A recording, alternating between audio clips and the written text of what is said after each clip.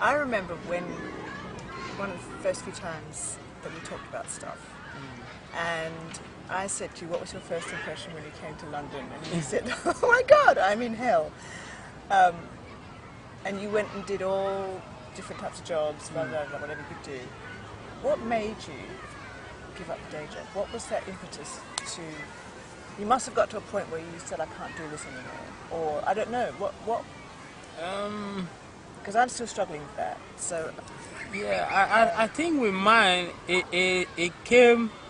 Somehow it happened by itself in a way. Yeah. Because what happened was, you know, I was, as I said before we had that conversation, I did all sort of cleaning job, days, construction, all this crazy job. And then the last job I was doing was, I was doing security. So I had to go to the workplace. And then most of the time, I get excited when I go to a place where I'm alone. Yeah. And then anytime I go there, I spend my time doing some painting or drawings or something like that.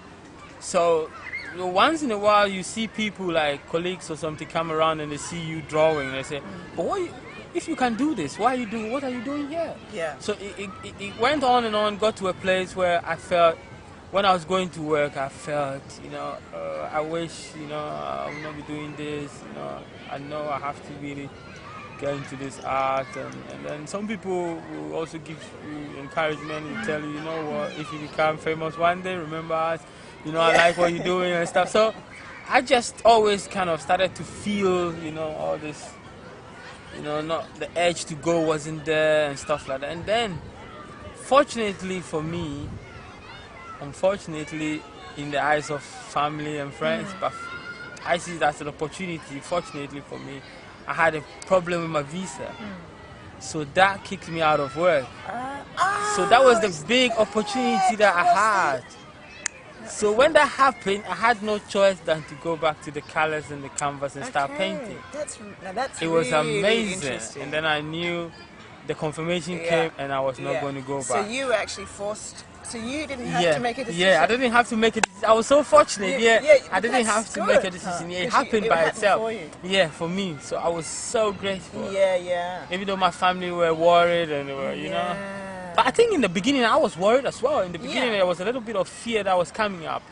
But I think the fear, I had to walk through the fear to get to where I am now. Yeah. And I guess everybody who wants to really be where they want to be, they have to walk through fear as well. You know, you have to walk through fear. You have to go maybe hungry and stuff, and then out of that comes a rebirth.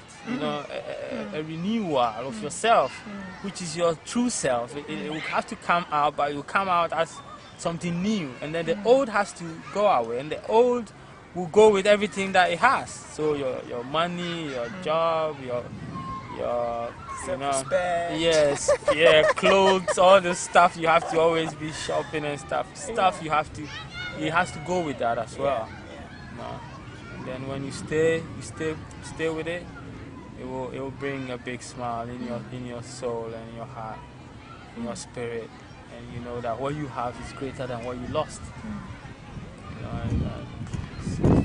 so I see people who have family, friends, cousins who have a lot of money and stuff, and they live in hell. I could see them complaining, I could see them struggling and fighting, and I can see, and I tell them to come on, get out of that place and not stop their jobs, but like, you know, see from a different place that there's no need to suffer, there's no need to create suffering for yourself, you know, because everything is passing. So just be that we sees all these things passing, and then once you can see that everything is passing, be the one who is seeing all these things, and then all the things that are passing will not. But you're talking again about not getting attached to what's happening. Yeah. Back to that again. It's really bad practice of not exactly. Not taking it on, not taking things personally. Exactly. Yeah, exactly. Do you think? Well, I kind of think everyone's an artist. Do you think Yeah, everyone's I think everyone is a creative kind of. I know so many people who say they're not creative, but they're creative in what they do. It might not be a traditional creative art, but they're creative with their numbers, they're creative with their words, they're creative with building. So are we all then put here to experience that energy that you experience when you paint? This is what I'm wondering. I think, You know, living, again, focusing and really being in the moment with what you're doing, what you're working on. Actually, that's what we're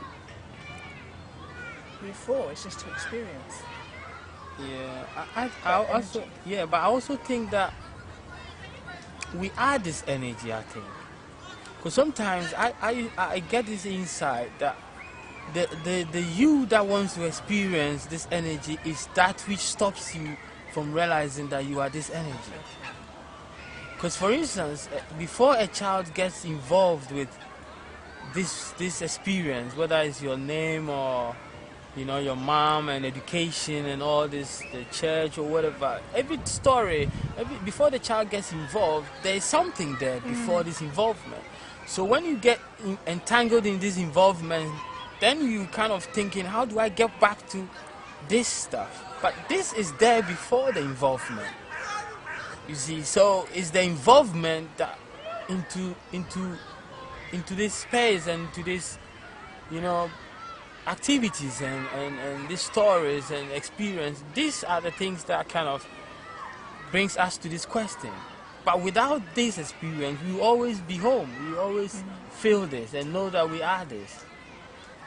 So painting there is a means for you to go home? Is that what you're saying? Because that's what it's done for me, I think. Yeah. Because I was that's lost. your way of doing it. Yeah, I was lost and I feel I've been found. That's how I see it. That's how I feel it. Okay. Yeah. That's how I see it. So it's this eternal. So I guess what you're kind of saying is we're here to remember who we are. Something like that. Which is what something like that. Yeah. Different faiths and things to talk about. That's why. Because that's why most of the time, sometimes when I talk to my family, I talk about death a lot, and then they get scared. But I can see that when you get to this place, death to you does not even exist. Because that which will die is that which is already dying in this process that you are experiencing. And the more you get into this, you know that is what will still be out of this experience. That is what came into this experience in the first place. And that is what we'll get out of this experience as well. But if you are not in touch with this, and then there's that fear that you're going to lose this experience. But you came into this experience. You didn't come as this experience. You came into this experience. So what you're going to lose is not you, it's the experience that you're going to lose. But you're not going to lose the you that came into the experience. What? You had me for a while, then you lost me. But we're here, and then we paint, or we act, or whatever, and that helps us to get back in touch with who we are. So what's the experience? The experience is the education system, the worldly, the system that we have here. The system. Your name, you have to have a name, you have to have your, all those stuff you need, all this information, education and stuff. So it helps you to get a sense of who you are. Which is a false sense of who you are. Exactly. False sense of who you are. And then the experience that you having it with this false sense. Yeah. So that experience, you were there before having this experience. So you're going to lose the experience, but the you which is experiencing you're not going to lose that because it just came to experience. Yes, okay. You get it now? Yes, Exactly. So it's the experience that you're going to lose. Yes. But you think you feel fear because you've been trapped in the experience. Well, you identify with it. Exactly. Yeah. So you've forgotten that you were before that.